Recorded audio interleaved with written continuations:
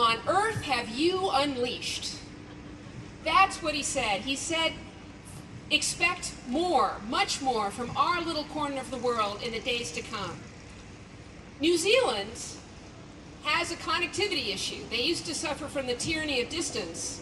Now they suffer not only from distance, but from slowness, a slow speed connection to the rest of commerce and the rest of the world. And that is why I started One Web Day.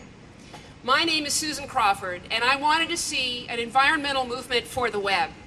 I wanted to see an Earth Day for the web, focused on some key internet concepts. Things like making sure that communications traveling from one part of the world get to the other part of the world without being interfered with. The idea that the internet is about many-to-many conversations, not broadcast, making sure that everybody understands that. That was important too. And keeping relatively low surveillance levels on the internet is also crucial so that we can all communicate freely. It's not about the technology. That's not why we have One Web Day. That's not why we needed an Earth Day for the internet. It's because of what the internet does to change human lives. That's the point here. That's why we needed an environmental movement for this tremendous transformation that have some guy in New Zealand I've never met asking me what on earth I have unleashed. You are One Web Day. I'm not. It's all the people all around the world that are volunteering to hold events outside in public places like this one. It's this year's theme, online participation in democracy, encouraging the city of Melbourne, Australia, to use a wiki to plan its city's future, to get contributions from all kinds of people, and then announcing the results on One Web Day. That's great. It's the city of San Francisco using One Web Day as a chance to extend wireless access to lower income communities. That's fabulous. And today in Rio de Janeiro, One Web Day is an entire full-page article in the largest newspaper, because Brazil is really leaping into the idea of what the internet can do for their citizens. In the United States, where I'm standing right now, there are a lot of people interested in better internet policy, and my goal is to make those people visible to each other. That's what this is about. We make progress when we can see what's happening. So today we're here in Washington Square to be visible to one another, and I'm grateful for all the webcasters and all the people taking pictures and all the things that'll be posted for everybody all over the world to see. All of this, all of what you're seeing right now was done by volunteers around the world. And yet we're covering Tunisia and Bulgaria and Copenhagen and Finland. There are all these wild things happening for One Web Day. I want all of you to imagine what we could do with resources. What we could do if you opened your wallets and helped One Web Day become a resource for the world, for increasing connectivity in all of the world's nations. So that's a plea I'm making up here today. Please contribute to One Web Day. We're making it as easy as possible. Then the world will continue to say, what on earth have you unleashed? This is about the power and heart of a visible community making its presence known. And we're unleashing all of that. Two more things, then I'll get off the stage. I want to say thank you to the volunteers with enormous heart and enormous energy here in New York who have made this event possible. In particular, Matt Cooperrider, Evan Korth, Jolly McPhee, I love these people, Carly Tasso, Renee Edelman, Allison Fine, Matthew Burton, and a special thanks to Lawrence Corrett, right there in the orange hat, who is producing this entire event. Please hire him, Starlight Media. One more thing from our friend in New Zealand. Listen to what he said. There's a certain synchronicity of interests, of passions, a certain, dare I use cheese-eating phrases, a rare joie de vivre, even in depths of crisis-ridden times. Crisis equals opportunity. Grab it with both hands. This is a bad time for our economy, and one thing we can do to grab ourselves out of this time is to use technology, use internet access. Another function of One Web Day is to make sure we don't lose focus on that. But really, now I am going to get off the stage because One Web Day is about you, not me. We've got an amazing roster of people who want to talk to you about online participation in democracy. And to facilitate all that, I'm delighted to bring to the stage Sreenivasan, who is the Dean of Student Affairs at Columbia Journalism School and a very well-regarded tech reporter on WNBC-TV. Sree. Susan Crawford, ladies and gentlemen, come on, give her a big hand.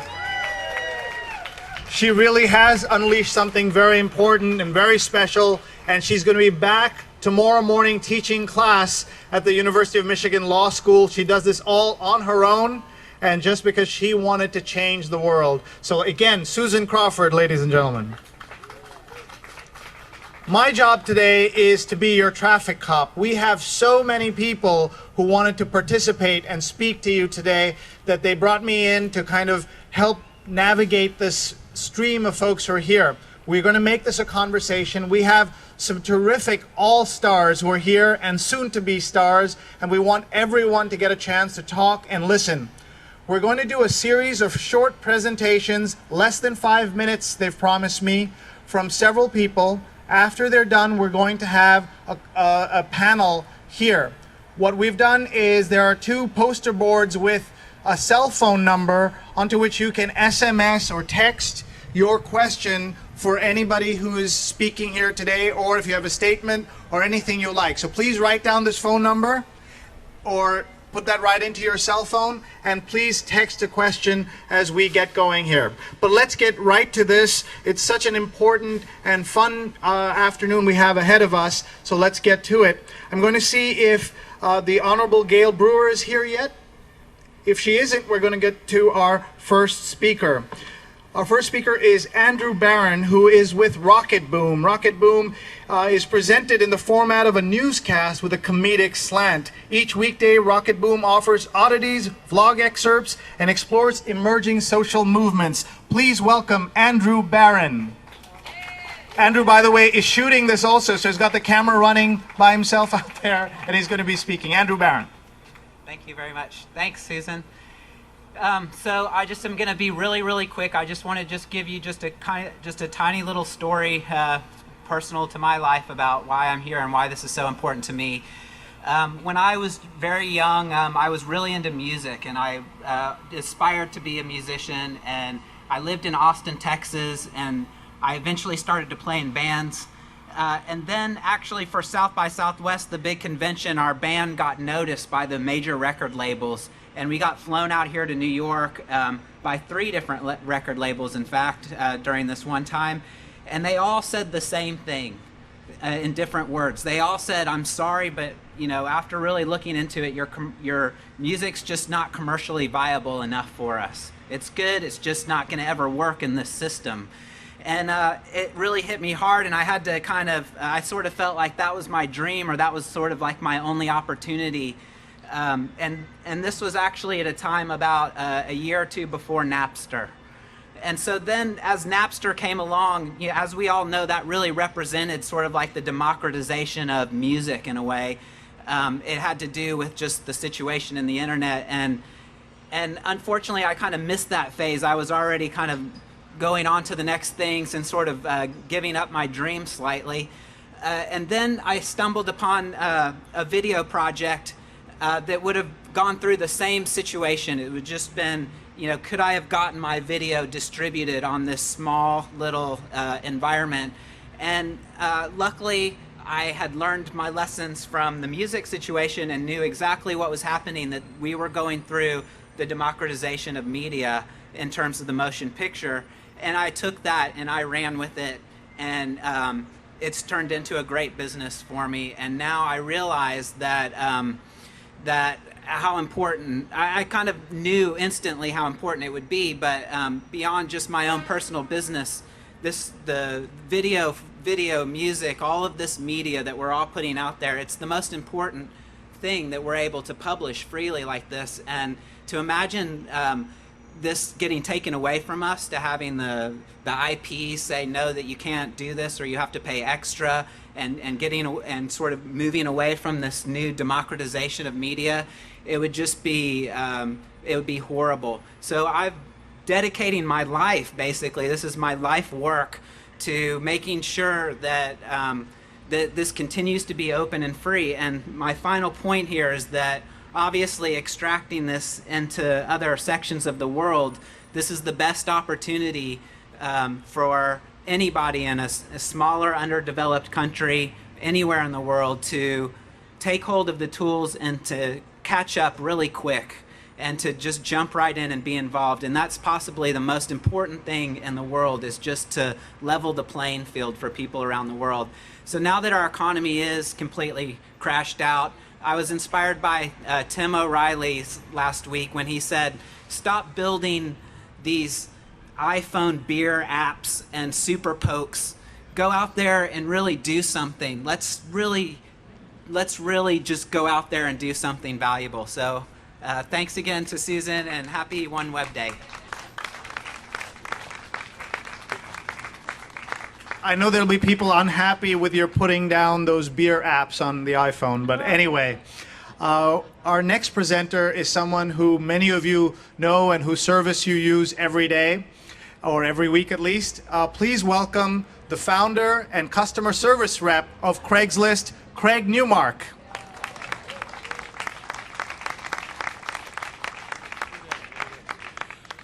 Folks, thanks. And just to clarify, I'm only one customer service rep at Craigslist. I report to the boss of the manager of customer service at Craigslist. On the way here earlier this morning, I had the moderately stunning realization that my job, well, another term for it is community organizer. Because that's probably the one of the purest expressions of actual grassroots democracy, and that's one of the things that the net is about.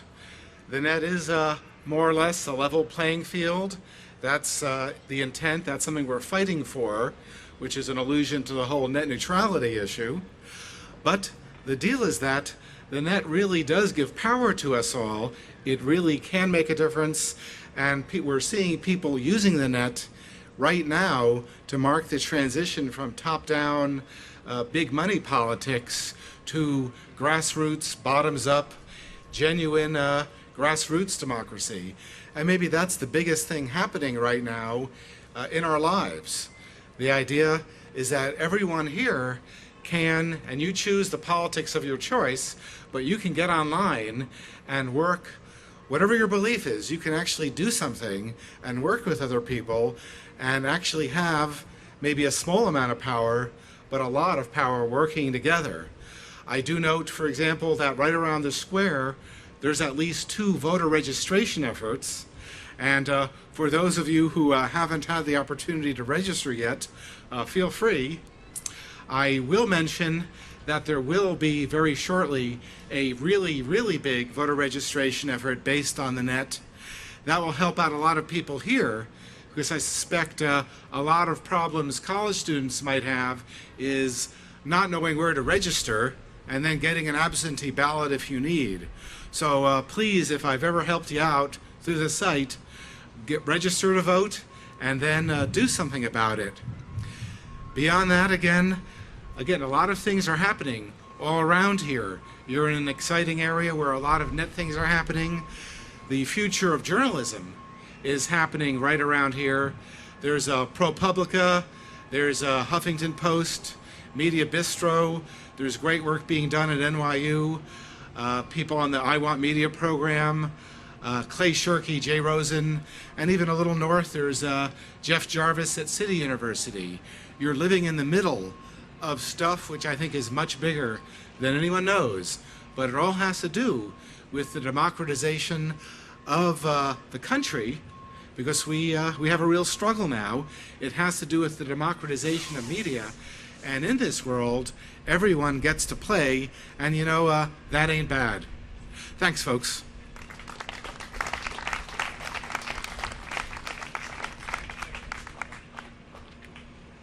Thank you, Craig. You should know that we asked both the campaigns, the Obama campaign and the McCain campaign, if they would participate in One Web Day and you can see more information about what they might be doing and how they'll be participating on the website. Our next speaker is Dharma Dailey, and she has more than 15 years of experience working to open up the public airwaves. She's the Director of Research for the Ethos Group. Please welcome Dharma Dailey.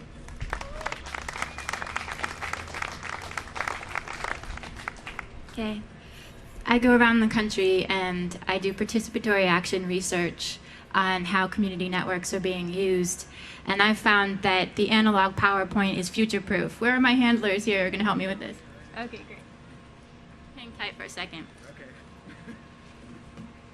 So when Susan gave the topic as democracy participation in the web, I was like, oh God, 3 catfish to nail to 1 tree in 5 minutes.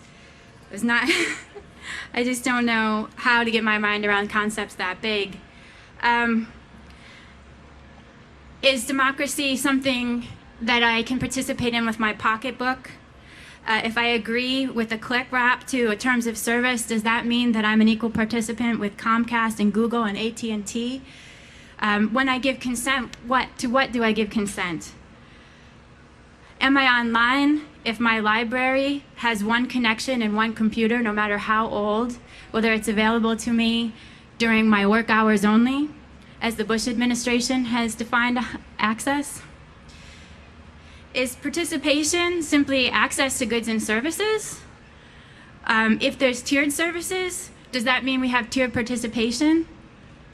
Is there a difference between being a netizen and an e-consumer? Participation in what?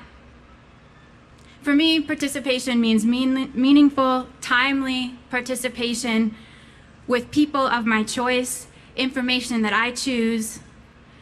And that begs the question, what kind of interference between government and business should we tolerate? What kind of bottlenecks are acceptable? That's the choice that netizens here, we have to decide here on the streets today. The big questions are questions that are really challenging to answer.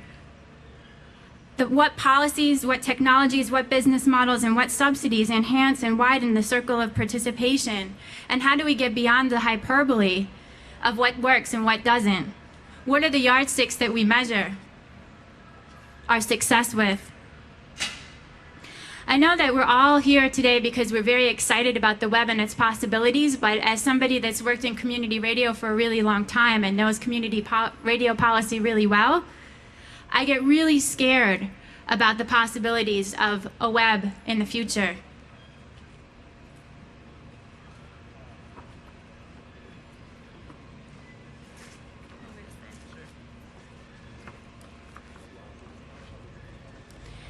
We had something that was very web-centric starting in about the 1860s when tinkerers and players and amateurs and citizens like you and I started playing around with the airwaves trying to communicate. And that worked from the 1860s until about 1920s, when in a very, very short period of time, just a couple of years, a couple of business interests, a couple of manufacturers, and their friends in government passed through something called the Communications Act of 1934. And that was the beginning of the broadcast model.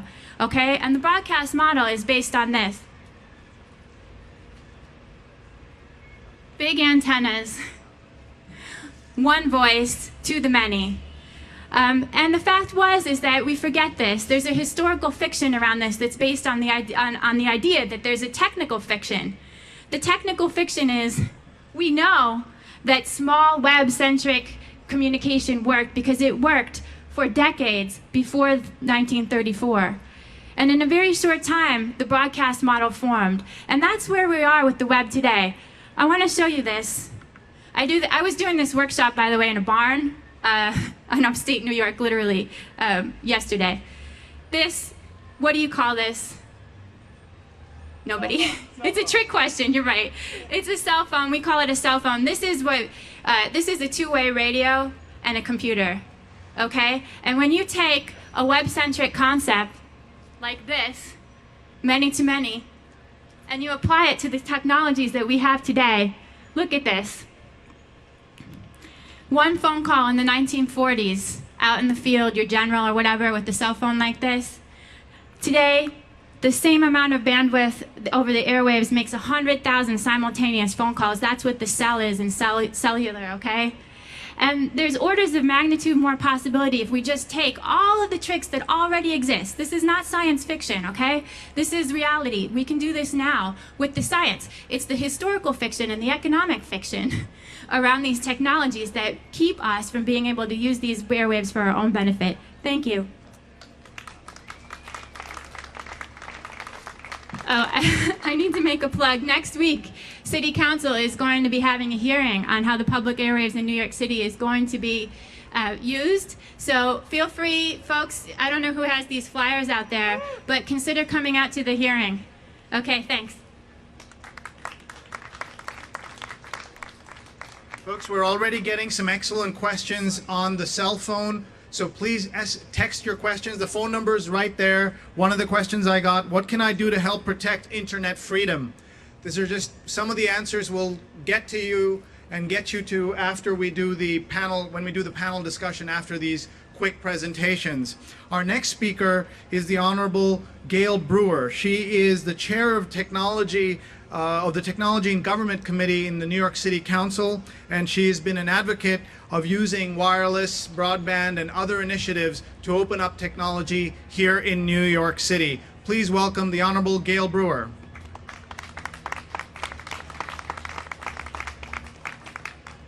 Thank you very much, and congratulations on Web Day. You know, this morning at City Hall, you've had such an impact that all the seniors from all the senior centers came to City Hall to celebrate Web Day also. So I want to congratulate you, because what's exciting about this day, thanks to your involvement and initiation, is that everyone feels that they are part of it. And the seniors in this city are one of the fastest growing users of technology. And now we as government have to help them be the persons who can actually utilize it, because obviously it's thanks to Tom Camber and OATS, which is one of the organizations that is helping seniors get online. But if it wasn't for OATS and some of your support, they wouldn't be able to, because a lot of the senior centers have staff capacity, but they don't have participants and members capacity. So that's just one example of the great work that Web Day is doing, because now the seniors are part of it. I want to just piggyback on what the wonderful previous speaker stated, to tell you that in the City Council, in the Committee on Technology, we're trying from different ways to address the digital divide. That's an overused word, but currently we've had, thanks to a bill that passed in '05, we have a mayoral commission. You're always welcome to come to the City Council website if you don't know about it, or if you want to make sure you get regular advisements on it. That commission has got mayor's appointments, council's appointments. We've been meeting in all 5 boroughs, and we have been now part of a discussion, because there's no question that if you're a family, you're living in New York City, you can afford the rent, you can afford whatever school supplies young people need, you can afford getting to work. But there is a time at which one item has to go, and that is often the connectivity to your internet site. That happens over and over again with a lot of families. The libraries are not open enough. The schools are only open during school days, and we don't have enough places for people to go to have broadband or any other kinds of access. Park access is great in Washington Square Park. It is not great in all parts of the 5 boroughs. So one aspect of what we're doing is trying to find ways that, even though we may not have municipal Wi-Fi everywhere in the city for the public, although I would like that, the fact of the matter is, what's the next step? And we really want to hear from you on that topic. Number 2, as you know, on September 29th, at 10 a.m. at City Hall, we are having a hearing on white spaces, and believe me, most people, except in this office, have no idea what we're talking about. So first we have to educate people that this is incredibly important to our future. It's important as to who get access, making sure that it's for the public, and I think you know exactly what I'm talking about. We also have in New York City a discussion about Broadway and the shows and what they need. So it's quite controversial, quite interesting, and very important for you to weigh in. I also just want to talk for a minute about the issue of the schools. To me, we have, as you know, 1.2 million students, thousands upon thousands of teachers, and about 1,400 buildings. The way the E-rate works from Washington is the classrooms are wired, but the hallways, the lunchrooms, the gym, the open spaces are not. And in 2008, the entire building should be wired and should be accessible not only to the schools and the students, but if I had my way, public spaces could be perhaps opportunities for the public to use that space. So we need to think completely differently about how we get access. We have a lot of public places in which people can go to be to use computers or to use access. If we can't have it municipal-wide, the public spaces should be activated. So I'm here to say thank you for your support, because I can tell you we are a small band in terms of the larger public that understands what the steps are in order to be accessible and to get rid of this divide. The public housing is another area where we're trying to be more influential. In the Bronx, there's a group that is a company that's working with NYCHA to try to make sure that many more individuals in public housing have access not only to technology but also to security. Because if you can provide access and security to that building at the same time, you've accomplished two very important goals. And finally, and I see Tom Loam up here from Queens, who's been working on a really wonderful domain name so that we could all be proud and economically secure for a lot of small businesses with .nyc, because it's going on around the world, and New York City needs to catch up on this and so many other issues. So thank you very much. Thank you, Susan. Thank you, everybody who put this day together. You're wonderful. Thank you.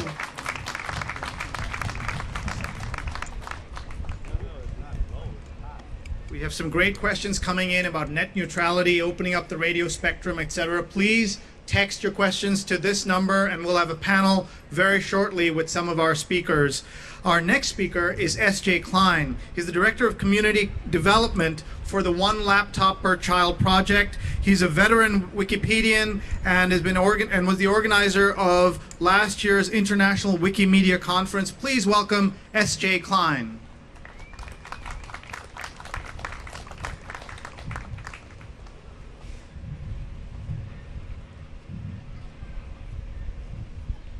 Gosh, not last year. For those of you who came down to Boston in 2006, that was an awesome conference. But last year we had it in the Library of Alexandria, and that was really a reminder of how things have changed. One Web Day for me is a really joyful event, and it's great to see it year by year growing in its international scope. But I feel a little pessimistic today. I feel impelled to pass on the fact that over time things change.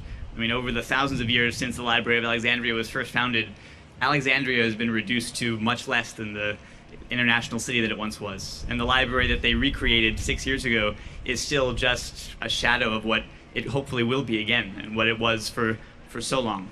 But even in the most sheltered of places, these kinds of institutions, very much like our web, they fade. And One Web Day is about wishes as much as anything.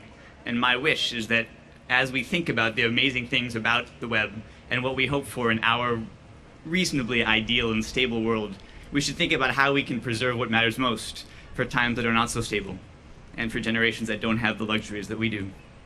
This isn't just about the developed versus the developing world. This is about our time, which is really a time of openness with almost no barriers to communication and to sharing, in contrast to times when we can already foresee those kinds of barriers will come down. As Dharma was saying, participation is not consumption, and the web is very much about participation. When it comes to the web and democracy, the spirit of a web of connected people is a very old and fundamental spirit. It's not related to the internet or technology. It's related to how we as a global society work together and share ideas together and come to understandings. And some people have dark visions. Professor Zittrain likes to write about the future of the internet and things we should do to stop it. But even that's talking about the future within the system, not about the future when systems follow. So we should focus, in my world, on education and on voice. If people are educated and they know how to build things, they can recreate a web from whatever they have at hand. If they have a voice, if they know what it means to have a voice and to be a disciplined participant in civic society, then they can recreate that society, even when they have to do it with a community of 10 or the community of 100. That is a valuable web. Education is something that the web is not very good at yet. It's very good at communicating, at a bit of narcissism, even at fact-checking, but at social transactions, not so much. And what we currently call social sites, they are more about consumption than about doing anything significant. How many people here have read legislation or have read civic policy on the web in the last month, say? And how many of you have ever taken part in a civic referendum on the web? That's pretty good. I'm impressed. But so many people have not. And these are things that have not become part of our culture, even as the web has. So in our celebration of One Web Day, we should celebrate education, and we should celebrate the capacity to learn and to teach and to pass education on to others. We know there have always been dark ages, and one thing we should do is define the tools that are needed to preserve the skills and to preserve the social interactions that we currently admire and benefit from outside of the web in our social society, in our normal political discourse, and to pass those on and disseminate them as widely as possible to every culture. Currently we have, despite all of the rumblings in the city, political, economic, environmental stability. But only once we've made a clear statement about what tools we wish to preserve and what interactions matter to a properly functioning civic society, and somehow pass those on to cultures everywhere, can we say that we have really preserved the spirit of this one web that we share for our grandchildren. Thank you.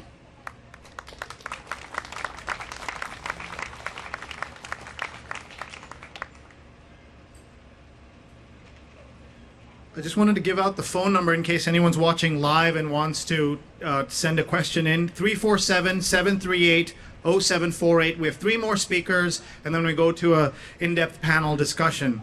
Our next speaker is Professor Jonathan Zittrain.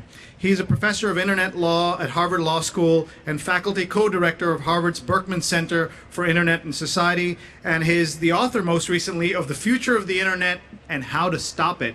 Jonathan Zittrain.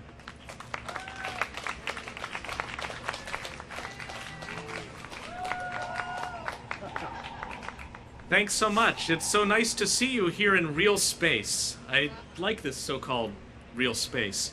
And this city. This is great. I'm pleased to be here.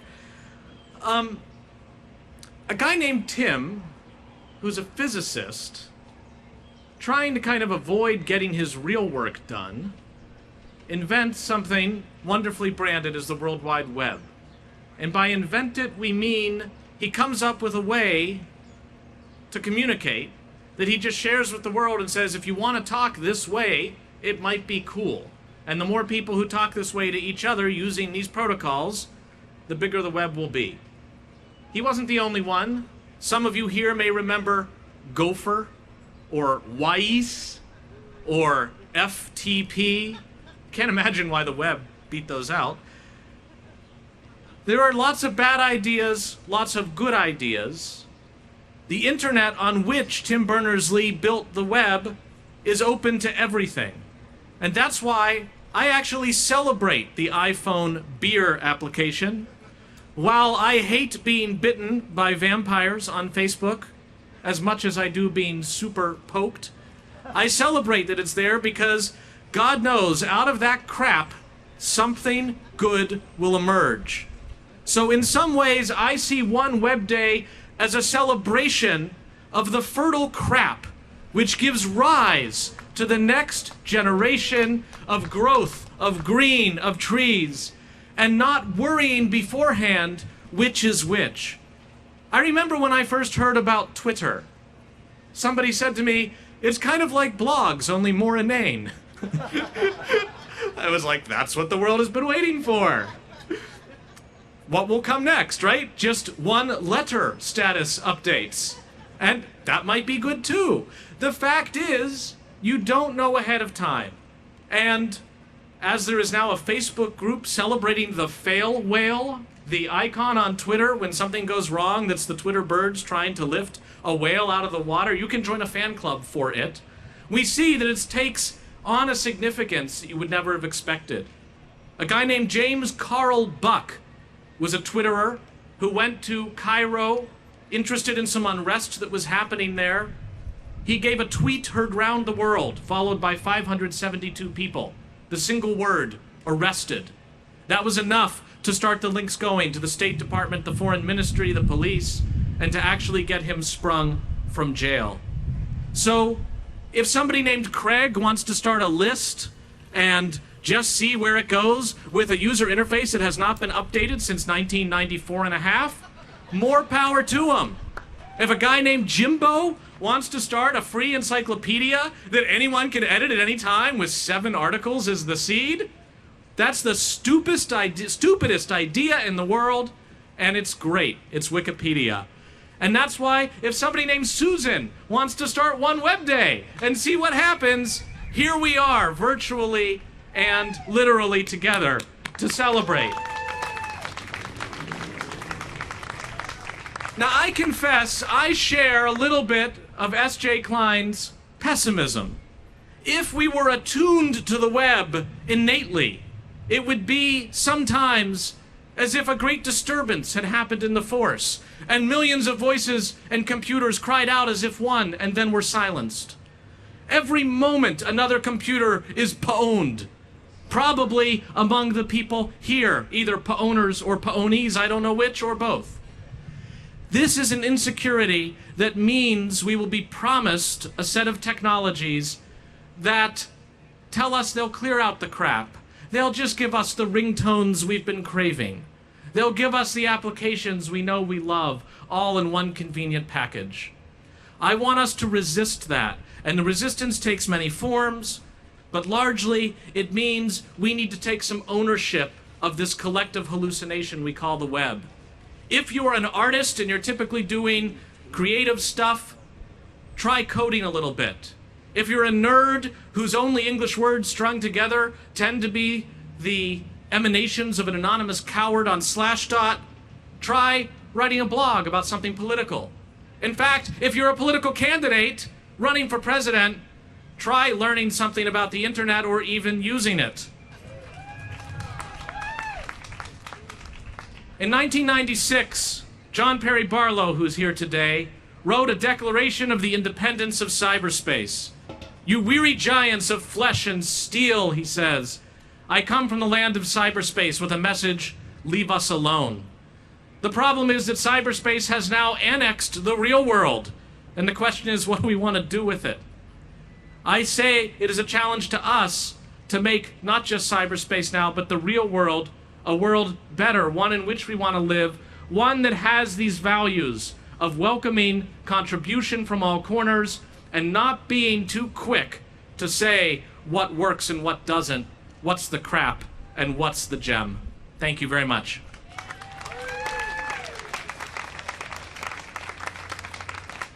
Our next speaker is the aforementioned John Perry Barlow. He is a legendary cyber libertarian, a poet, essayist, and retired Wyoming cattle rancher, and a founding member of the Electronic Frontier Foundation, and of course, former lyricist of the Grateful Dead. Please welcome John Perry Barlow.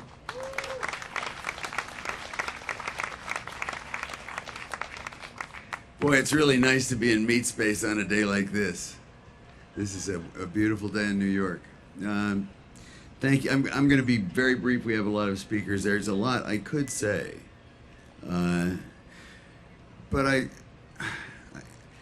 the reference that was just made to the Declaration of Independence of Cyberspace, I've spent many years since then having people take that thing and present it as a good example of the silly things we used to think in 1996. Now, I'm not going to defend the prose style. I was imitating Jefferson, and he was a better writer. But I will defend the idea that we are still in a condition on the internet and on the World Wide Web where the default is open expression. the default is being able to say whatever you want to say. And that's true all over the world, and we've had to fight a lot of institutions and governments to keep that true. We've all had to collectively make sure that the architecture that underlay cyberspace was sufficiently open in its design that it would be very difficult for the politics to become closed. I think we've been astonishingly successful in all of this, and I want to thank you along with everybody else that's participated, because it has been a collective human endeavor. Finally, I want to say, there are a lot of people who also feel like, well, and now it's no different from the physical world in the sense that it has all the ugly features of life among the humans, and then some I hadn't really thought about before, but they emerged there. But I still believe that we are very much at the beginning of this. When we called it the Electronic Frontier Foundation as opposed to the Electronic Freedom Foundation, we knew that there was going to be a serious dispute between all of those institutions and humans and groups that had had power during the industrial period, and all those groups that were going to arise in digital media and seek that power through openness of information. And that fight goes on continuously. I mean, we had to EFF is very proud of the fact that it took the United States Congress to pass a bill to make it so that we couldn't sue AT&T for what had obviously been illegal. And by declaring that it hadn't been illegal retroactively, it's a very interesting legal precedent. But now we are having to sue the United States government, the president, the vice president, the NSA. And I actually think that we'll win. But we are going to need your help. If you want to do something for digital liberty, at least be aware of the issues that we're confronting. Go to www.eff.org and take a look around. Because I think the real thing that counts, the most important thing, is that we have it in our grasp to be the kinds of ancestors that could give our descendants the right to know.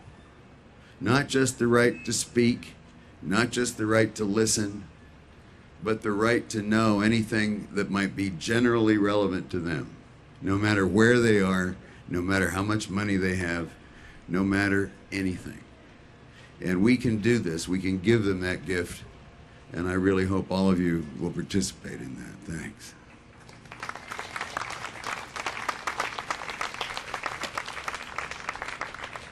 I forgot to read my favorite title of John's from his card. It says Peripheral Visionary, which is a great title to have.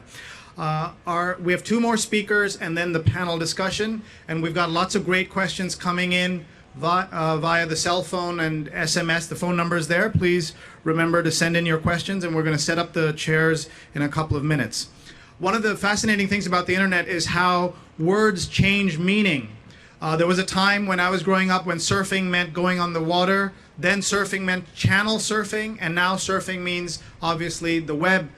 Same thing with a word like Pandora. Once it had something to do with something from the antiquity, and now it means the Music Genome Project. Please welcome the founder of Pandora.com, Tim Westergren.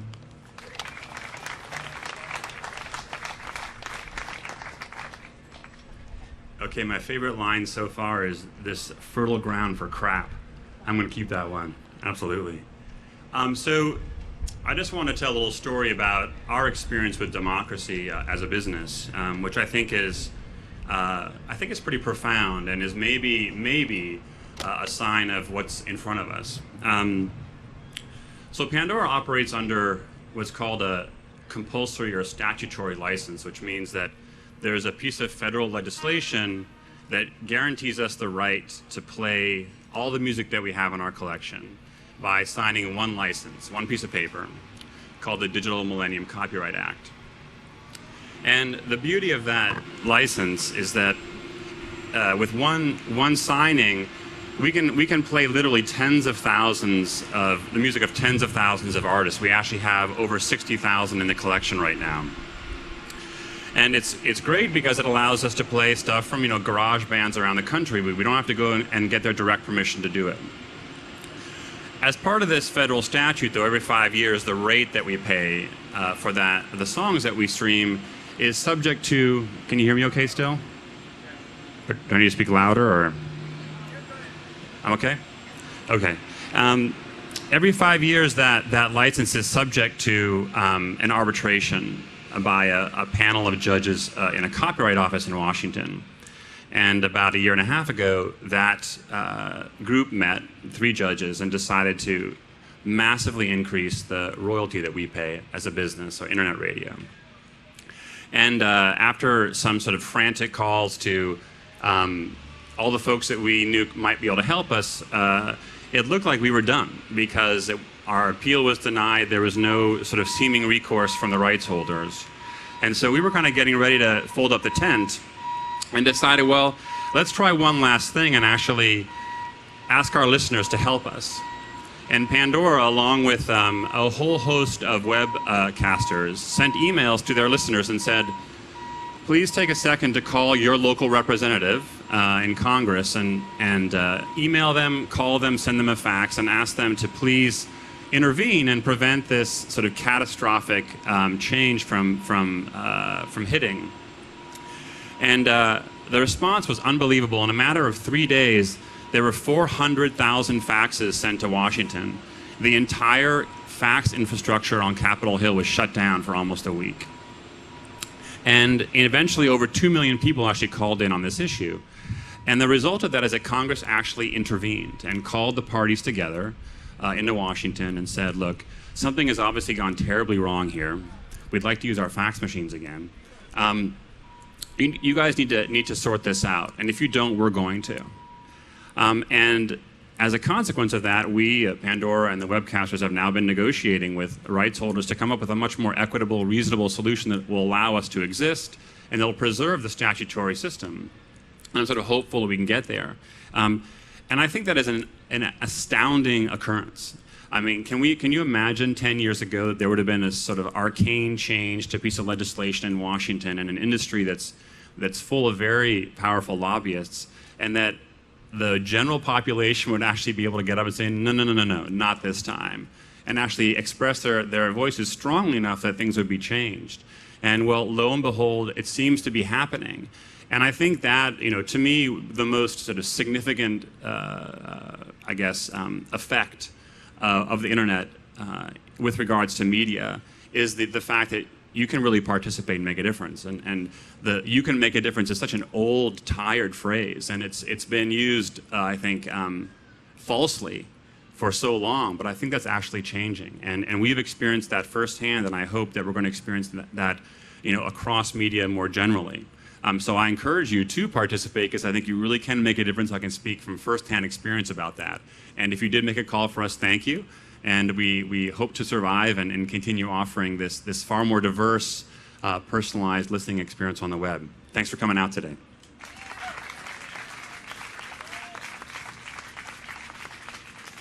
Our final speaker before our panel is Lawrence Lessig. Lawrence is a visionary whose influence on cyberculture and how journalists, intellectuals, and others think about the internet is very hard to overestimate. He is a professor of law at Stanford Law School and founder of the School Center for Internet and Society. Please welcome Lawrence Lessig.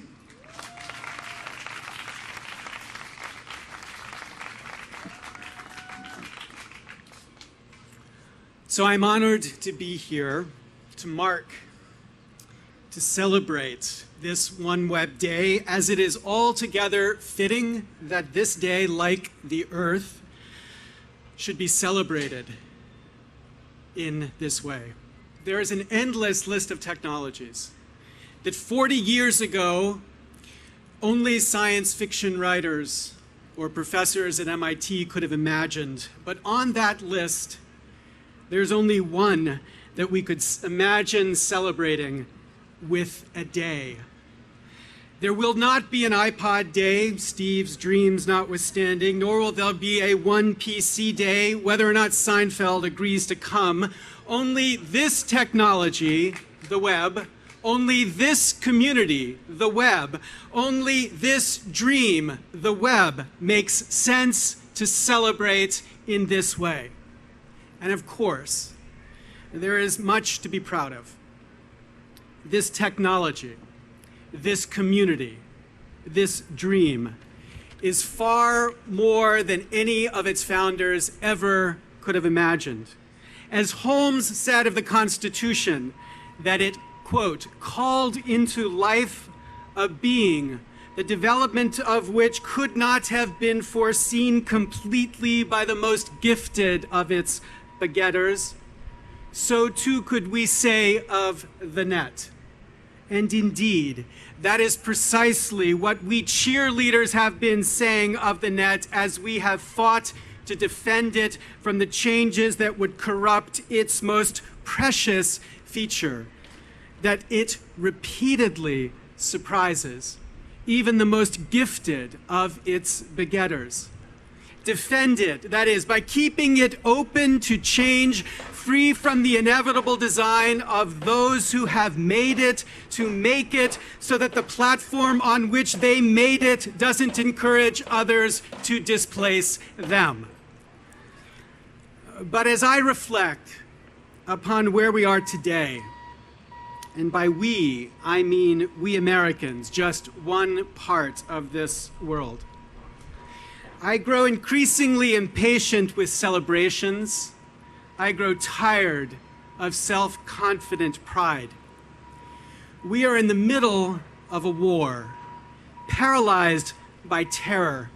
In this city, the financial system of our nation is collapsing across our nation. The financial system of millions of families has already collapsed.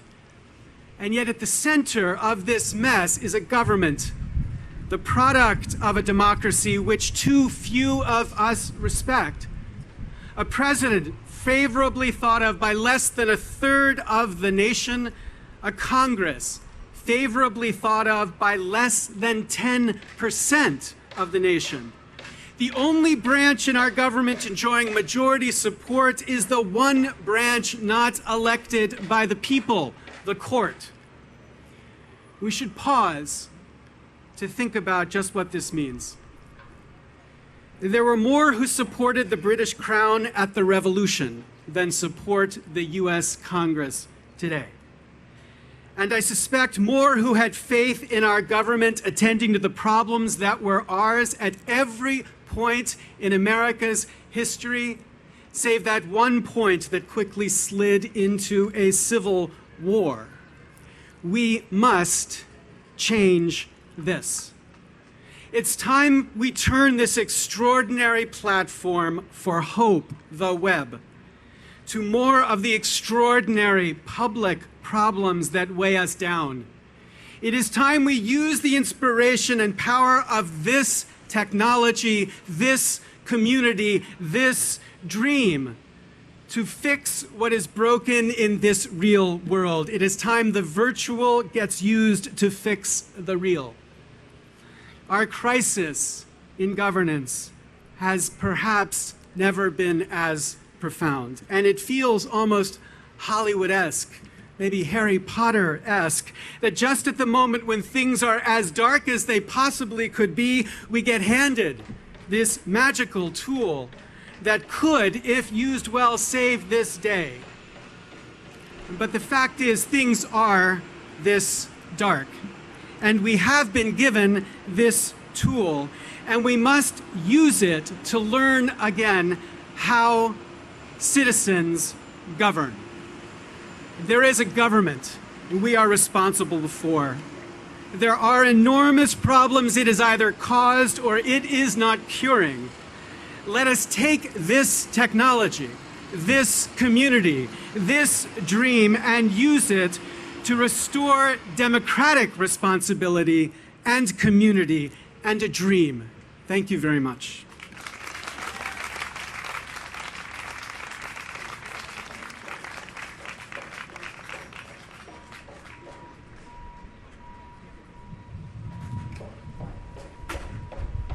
Okay, folks, please get your questions ready. We're going to have the panel discussion right now. And you can send in your questions via text message. And I know Larry has to leave soon, but he's going to stay for a few minutes, and we'll just see how this goes. Please come on up, folks. Please give him a hand.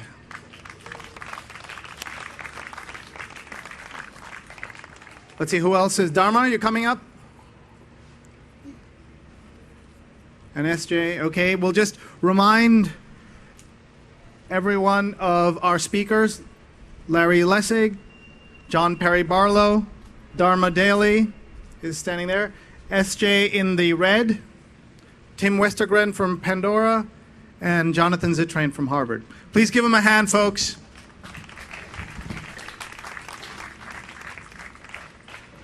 And I see we have Andrew Barron also coming up from Rocketboom. As I said, he's filming this event at the same time, so very meta here. All right.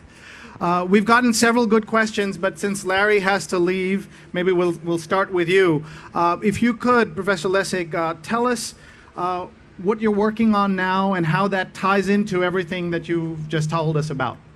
So after spending a decade working on the problems of free culture and the way that Congress is convinced that freedom means restriction as much as possible, I thought that we needed to begin to focus on the core cause to the craziness in policy and about copyright and global warming and every other issue, which is the extraordinary and destructive influence of money on our political system. So I shifted my work just last year to begin to work on a project we've named Change Congress, to focus on this institution, which was for our framers the most important democratic institution, which is for us now the least relevant, most despised institution in our government. Because until we can fix this, my view is, until we can fix the way it addresses our problems, none of these problems, from global warming to the healthcare system, to the financial disaster, to copyright, will be addressed properly. So what can people do to get involved? So go to change-congress.org, and there's a place you can sign up and volunteer to do an extraordinary range of things, from research to web work to helping us pester members of Congress into taking a stand on these issues. Excellent, thank you. SJ, I believe you talked about the civic referendum on the web. Is that correct? You're the one who made a reference to that? Here's someone asking, what are you talking about? Civic referenda and the kind of direct democracy that lets communities say, here's what we really need, and here's exactly what I'd like you to, as legislators, to act on, is something that the web makes possible in ways that had extraordinary frictional costs before. But this is a part of government that has been very slow to adopt to the tools that the web provides. So I don't know of any good referendum systems with communities that develop their own referenda online. But that's the sort of core power that the web has, which we should all be taking advantage of. Okay, thank you. A reminder, the phone number to text a question is 347-738-0478. And we also have a question here about net neutrality and its role in this year's electoral process. Larry, can we get you started on that and maybe go down to hear what people are thinking about net neutrality? It's a topic we hear about, but we don't necessarily all understand what's at stake here. Right, so network neutrality is a set of principles about preserving the architecture of the internet the way it was originally designed. And what is that architecture? It is the design that says people at the edge can invent whatever content, whatever applications they want, and the network owners have no power, either technical power or legal power, to block applications they don't like. This is the way the web was. It was how the web flourished. It's what created the extraordinary innovation that we saw on the web. But as the web has become the hot new opportunity for economic wealth, the owners of the platform, the pipes, or the tubes, as they're called in Washington, want to leverage their control to be able to get as much money out of this as they can for their own benefit, regardless of the harm it will have on the rest of the net. So we need to defend it. And what we need to recognize is there are literally hundreds of millions of dollars spent in lobbying on this issue in Washington every year. Hundreds of millions of dollars.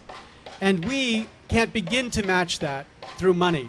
So we've got to match it through organization if we're going to preserve this architecture that created this net.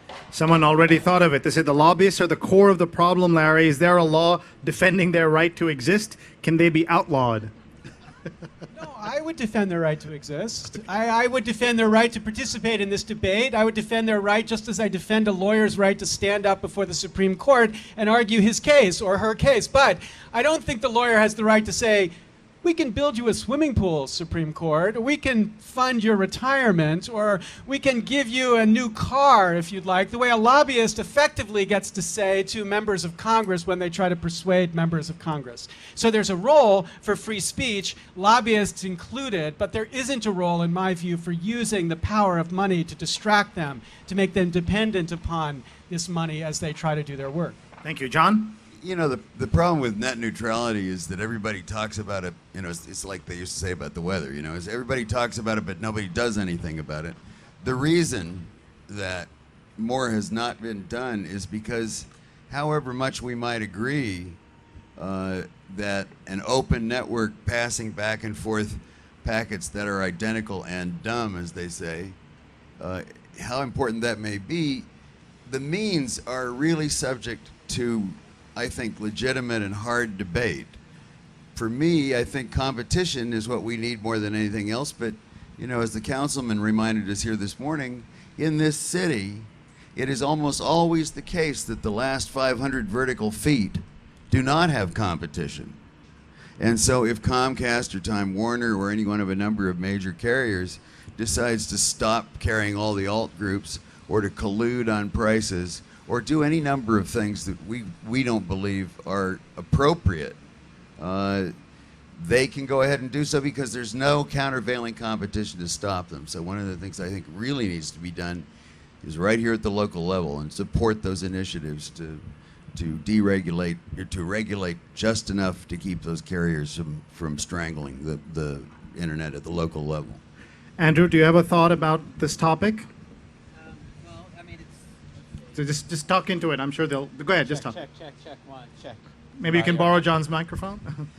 Well, this is very important to the matter that I was speaking about with regards to having open access. A perfect example would be collaborations with the main tubes and more legislation that allows essentially big business to control those waves, so then they could say, you're not allowed to put your video because it's a video, or you're not allowed to take your audio and stick it on this channel, and then you would not get a preference. And then that would be, again, returning back to an old system where there's more of a, it feels more like a gatekeeper scenario, and there's always ways to penetrate it if you're clever, but it's more about the whole and having everybody be able to participate. And I think that somebody said it earlier, you know, as soon as you start to add tiers and start to add other people's, as soon as you start to add businesses' motivations in there, then suddenly you end up with people on different tiers and different opportunities, and that's just completely wrong. So, Dharma Dailey from Ethos Group. Well, what impresses me, looking back historically to the Founding Fathers, is that not only did they come up with the First Amendment, but they also created the first open access network called the U.S. Postal Service, which was the state-of-the-art network of its day. And it was completely publicly subsidized, and it was a long-term investment, the kind of investment that we would hope that our future governments would consider. It was a long-term investment both in democracy and in economic development, which said that we need to make sure that wherever everyone, everywhere, is able to completely participate in this process of democracy by having a communication on this open platform. And they not only did that, but they did something that seems just like a radical terrorist idea right now, which is they separated and they created a firewall in the USPS between spying, government spying, and this free flow of information that they were creating. And I think, like, in some ways that the whole era of mass communications, I wish we could just like turn back the clock and start over again with the internet, because we have all of these precedents not just in the lobbying, but deeply, deeply ingrained into the FCC. Like, it's like fractals. At the large, looking out at the large level, you kind of have this push towards the hub and spoke, push towards monopolization, down to the nitty-gritty details. And the only way that I see that we're going to be able to do it is what John said, which is competition. And I think that, for me, the competition has to be that somehow we need to keep working with the old dinosaurs. They're not going to die on us. We need to work with them. But we need to have a critical mass of different kinds of ownership that will create different kinds of constraints in the market overall. So I'm thinking about public ownership of the backbone, or something that is accountable to the public in a different way. And then there's also at the grassroots level, ownerless networks. So maybe that last 500 feet, maybe every person owns their own last 500 feet. And so we have 3 different layers of ownership happening within the overall context of what we're trying to achieve. Thank you. S.J. Klein from One Laptop Per Child. I think Dharma said some of that really well. Teach people how to build their own last 500 feet and find ways to make the backbones publicly owned. I think if you have to negotiate with people to convince them that neutrality is a good thing, then you're already talking about the wrong kind of solution. I'm going to pass on to John. Good. I want to see another rabbit pulled out of a hat from somewhere. Kind of a Harry Potter, like, everything's great, everybody gets a car kind of thing. For Oprah watchers among you, thank you, Fred. Open spectrum, where there's some bandwidth that's unallocated to a single monopoly person who won an auction or had it assigned to him or her, has been an amazing boon, right? Some guys at the IEEE were like, all right, they're not great on naming. Like, let's call it 802.11b. Like, yes, that's what it's called. So it's like they should have called it like Little Debbie snack cakes, but it didn't matter because open Wi-Fi is pretty amazing. There is more to be invented there, so that I agree with competition, but there was a time when competition was AOL versus Prodigy versus MCI Mail. It's like, whom would you like to pay roughly $7 an hour for? And would you like a mix of CB Simulator and sports, or some weather too? And the web came out of nowhere and kind of trumped it all.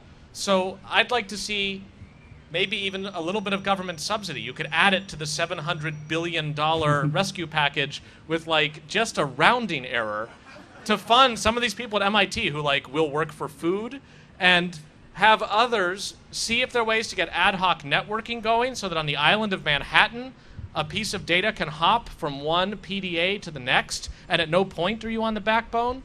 Or you can do microwave towers, all sorts of other things. We're just getting started. And once the path is shown, then you'll get the .coms to come in and give it a good name and sell it, which I don't begrudge them. So I want to keep that innovation part of it going too. One quick note though, if you have a Wi-Fi router in your possession, you can open up the net right now by taking the security gateway off of your router and putting it on your computer where it belongs. How many of you do that? How many of you keep your networks open, your routers open? Communists. Dharma, here's a question for you. How can individuals advocate for opening radio spectrum and counteract the corporate interest in locking up the public's right to use its own airwaves? Just need a mic here. Okay. There are thousands of ways that you can participate, all of which I'd like to tell you now, but I can't. That's really a question that's specific to the agency of an individual. I mean, one thing that groups like NYC Wireless here in the city are doing, Ils Sans Fil in Montreal, there's actually dozens and dozens of groups around the world that are innovating on the technology in this really amazing kind of way that is very participatory and very on the ground, working with communities to both innovate on the technologies that are being used in just with what's available right now in the airwaves, which is very constrained. But there's still a lot of possibilities when you put locality together with people who have really specific communication needs and desires, and a couple of technologists. So one thing is to start your own network. If you have some technology ability, join the people who are participating in creating those technologies. If you happen to be a policy hacker, you can join the Open Air Coalition or some of these groups that are trying to push for more spectrum and more access, more direct access by the public, for the public, of the public airwaves. That's another great way to do it, because Wi-Fi is the most amazing thing. But remember, it came in through the back door sideways. It came in as this sneaky little technology that wanted to, it was meant to, the FCC thought they were giving away something that would keep people from tripping over printer wires.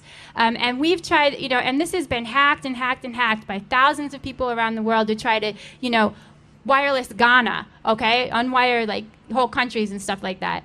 So there's a lot more that we can do if we have more opportunity to innovate. And that requires some policy changes too. Okay, Larry, I know you have to leave. Would you give us your thoughts on this? And also I'm going to ask everybody on the panel, what is something new and interesting you've seen in the last few weeks that you'd want to share with people? I can't share that. That's really private. Well, I think that one thing that's new and interesting is how irrelevant technology policy has become to this presidential debate. That we haven't framed this issue as one of the critical issues about how we're going to get over the next 10 years, and instead have allowed it to fall way down on the list. Now, I don't care whether you're for McCain or for Obama. I have a sense of where you are, and I don't think it's really as important that the president actually know how to wire up a website. But I do think it's critically important that people recognize that if we turn digital future over to those who are spending hundreds of millions of dollars to buy it, lobby for it, to buy the right to control it, from the spectrum auctions that have been architected in a way to guarantee that just one or two companies are going to own the most important beachfront spectrum for the next 25 years, to network policies that will allow the owners of the wires to actually control what the future looks like. Until we get this debate above number 20 or number 25 in public awareness, we're never going to make progress here. And that's exactly what people here can do. One Web Day is a mechanism for doing that, but it's something that all the people who are doing extraordinary things to make this alive in communities have got to community organize a bit to get it out of communities into the center of the debate that makes the decision that we have in November turn on this critical issue among 10 others. I know Larry has to leave, so Larry Lessig, ladies and gentlemen, change-congress.org. Okay, thanks. I'm curious, if you'd raise your hand if you work on an online business that you founded some way, or you're one of the first people to work at your company, raise your hand. Look at that. I mean, so there's a chance for you to connect and interact with some people, so we hope you'll do that. Here's a question that's come in that says, what exactly is the current web policy that is so outdated that everybody keeps talking about? Who wants to tackle that? What is the current web policy that is so outdated? John, you look like you have something to say on that. I don't think that's the problem. It's mostly policies that really were designed before there was a web, before there was the internet, that are trying to be applied to the internet and the web. I mean, old systems of owning ideas, and I think that is, you cannot own an idea.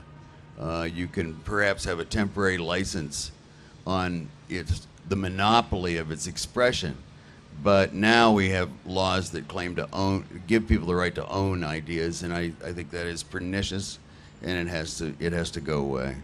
Okay, Professor Zittrain. I'm at risk of dating myself here. I don't know how many people remember the old program, The People's Court, on television. It's still on the air, but it's still on the air, by the way. Right? Yeah. Judge Walker, the new that People's kind of Court. Yeah. It wasn't clear why they called it the People's Court, because the people didn't do anything. They were just in the audience, right?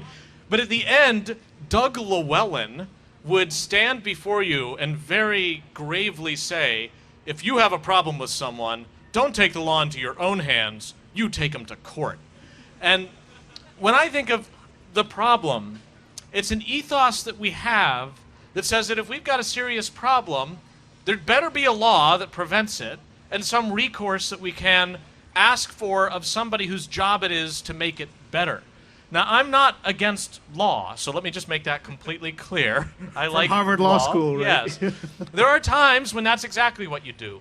But too often, we decide it's somebody else's problem to fix the problem. And one of the most amazing things about the growth of the web has been the ways in which new communities, new enterprises, knowing that there isn't a clear law one way or the other. Remember when people used to ask you for permission to link to your site?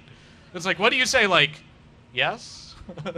Give me a jelly bean? Like, you know, it's a free country. Just link to the goddamn site, you know? And that was not clear. It is still not clear, in my view, under copyright law, whether it is okay to surf the web. But, like, we're just going to let it slide for now. So I'm eager to see us continue to develop ways that as problems come up, very real problems, we come up with a happy medium between it's all libertarian, just grab your gun and defend yourself, metaphorically, electronically speaking. If somebody's libeling you, you need to go online everywhere where they're saying the lies and counteract it with your own view. That doesn't cut it. But also not trying to make a federal case out of everything. And I do think there are tools and mechanisms we can use peer-to-peer so that a critical mass of people of good faith can actually help maintain order, the way that order in this park is maintained, not because there are riot police standing by at Astor Place to come over if anything should go south. Are you sure? Well, I wasn't in on the arrangements, but generally because we are a place at peace and people of goodwill. And 90% of the time, that gets the job done. 10% we have to deal with that, but the other 90 is what we also have to shore up. Tim from Pandora, I know you wanted to weigh in on this, but also we got a question. It says here, I love Pandora. What are the chances that it will disappear?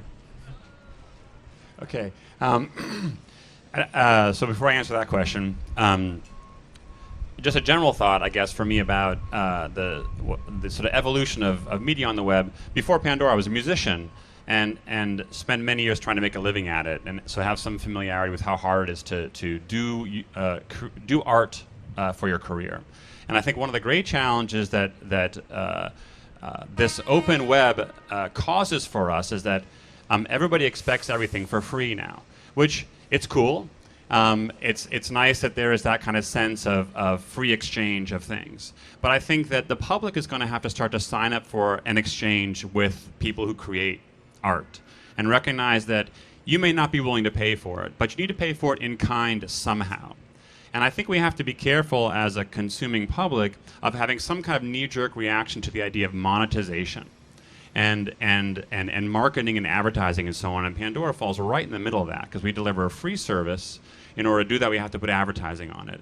And I think that, not just in music, but in all forms of art and content, I think as listeners, as consumers of it, we have to take responsibility for supporting it, because if you don't, I do think you're going to sort of undermine an industry because artists aren't going to be able to make a living at it. So just food for thought, how can we as consumers be a constructive part of the equation and not just the one saying, I want it for free, I want it for free.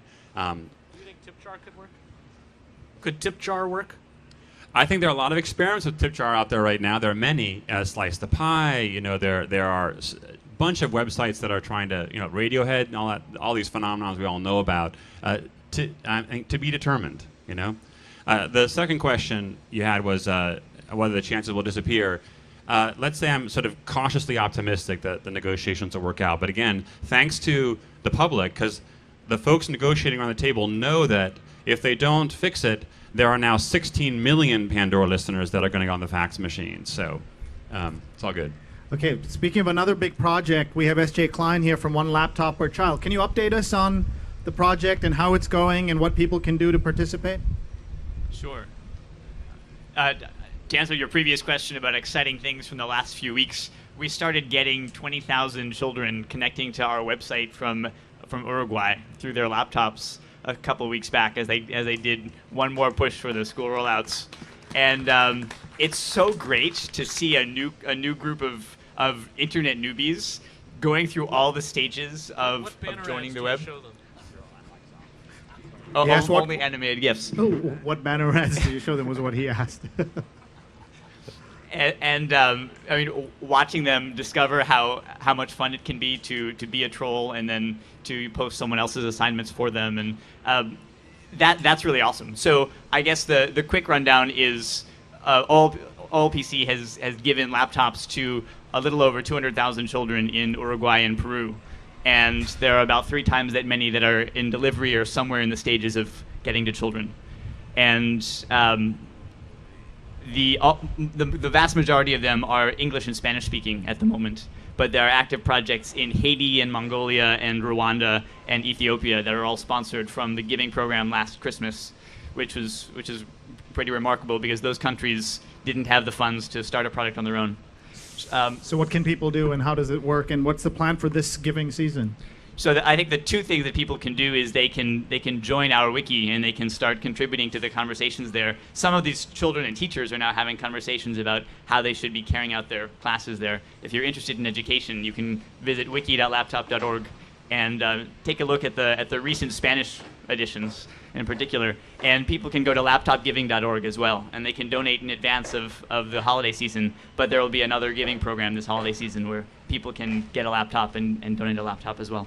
So what is the model this year? What is the pricing going to be? Do you have that yet, or? I think you can find all the details already at laptopgiving.org. It's very much like it was last year, and it's the only difference is that we're picking a different set of countries. Excellent. I want to make a couple of introductions of people who are in the audience that you should know. I see Andrew Reisich.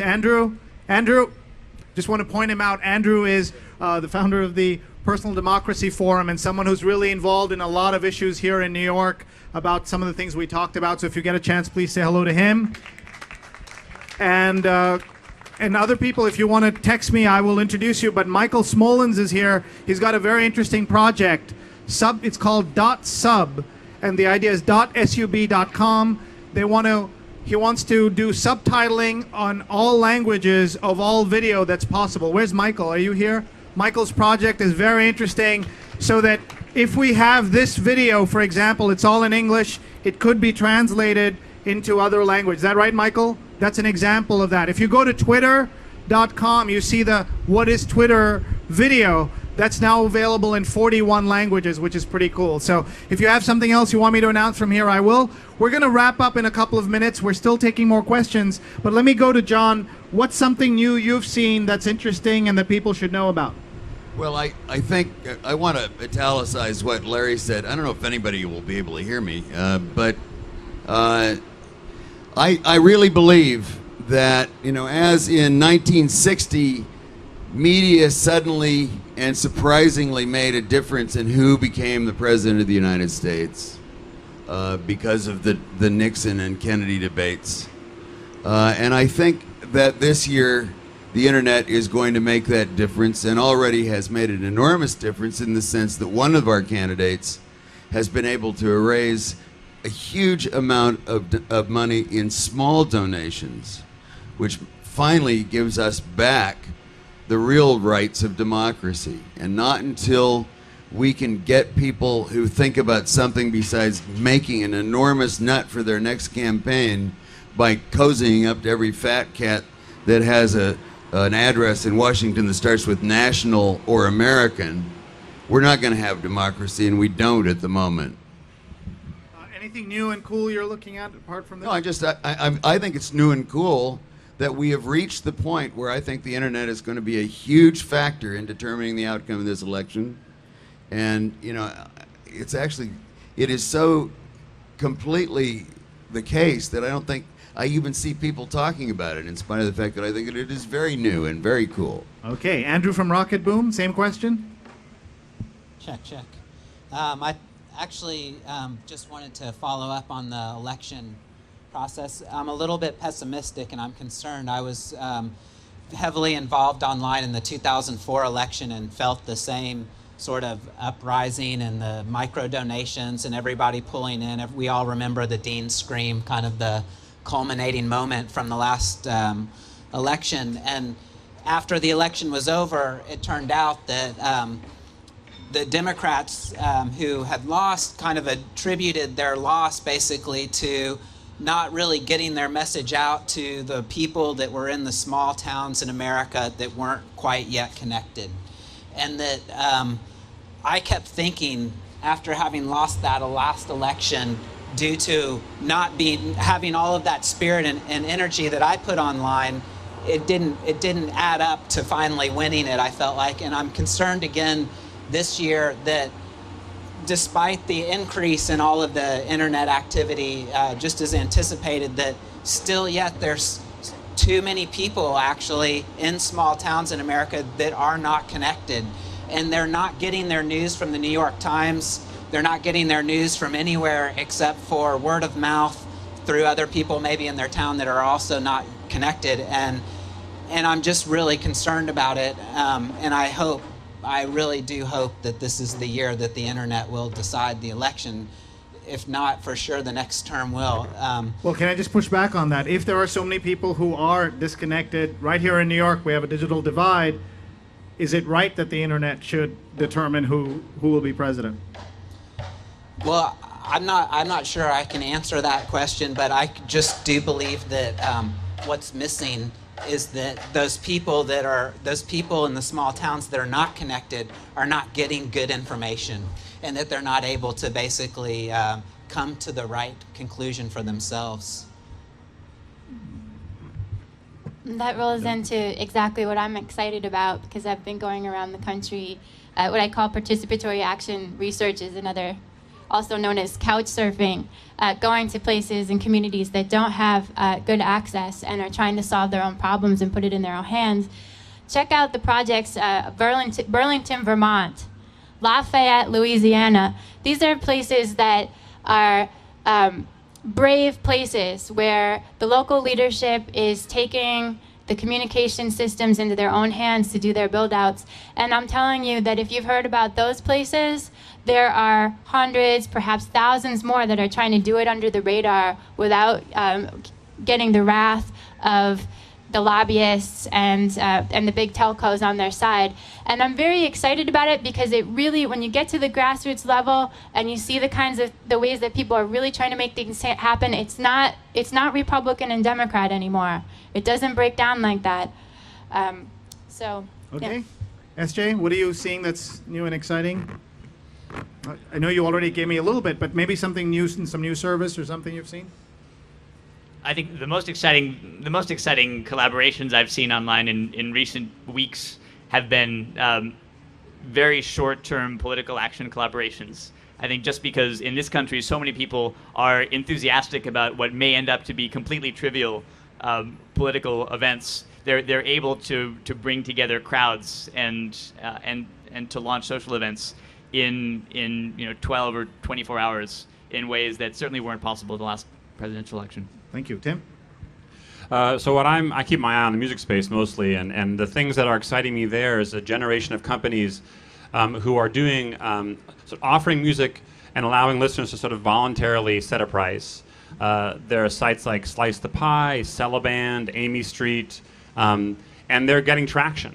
That's really exciting to me, and I think that we're going to start seeing the growth of a musician's middle class, which to me would be a tremendous I think social and cultural boon for the country, among other things. Here's a question that came up. Does your advertising strategy in any way determine what I hear on Pandora?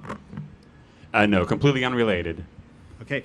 Just also an announcement that Tim is going to be speaking at NYU Wednesday at 3:30. See Evan Korth for details. Evan is working with Tim, so see him for details. Okay, Jonathan. What are you thinking? Well, first I just have to, I'm a big fan of Pandora. Like, you tell it 3 songs you like, and then it's like, here's a bunch of stuff that sounds just like that you hadn't heard of. You're like, shit, I am so predictable. And it's not through a collaborative filter. It's not like people as dorky as you also liked this.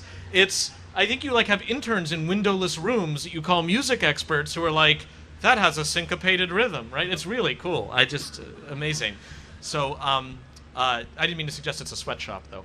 So, anyway, I tend to be a little behind the curve. I don't see the good stuff until it's pretty damn obvious. I think there might be something to the Wikipedia. I'm getting pretty excited about it. But I am intrigued by a lot of the new efforts that are at the intersection of community and .org and money and .com. There might be Yelpers among us who are really into Yelp, but also feel a little oogie because there's Yelp.com that's making money off their exploited backs. And I'm really interested in how those dynamics work and ways in which they can work together well. And finally, the discovery of today of One Web Day. I just got to say, Susan, you really started such an incredible thing, and I'm just so pleased to be a part of it, and I think all of us are very, very excited. Actually, as Susan said before, there are a lot of ways you can participate, and you can go to One Web Day, but please, since you're here, see her and see how you can help next year. It's always going to be on September 22nd, and at 6 months after Earth Day, and that's how she is thinking about this. So please help her out and help everybody out. And I'm going to leave the last word to our resident poet here, John Perry Barlow. This will be pretty prosaic. I just want to respond to your pessimism, which some hours of the night I share. But I want to remind everybody of something that Tip O'Neill said, who was a very local kind of politician and very responsive in a democratic way. He said all politics are local. And the reason that the Dean campaign did not prevail was because there was an internet constituency and there were local organizers, and it was kind of like a funny donut where the hole was a big circle around the center. Now you've got to be able to get that connection made between the people who are online and the people who are down there going door to door, and I think that's happening now, but it has to happen a lot more than it is.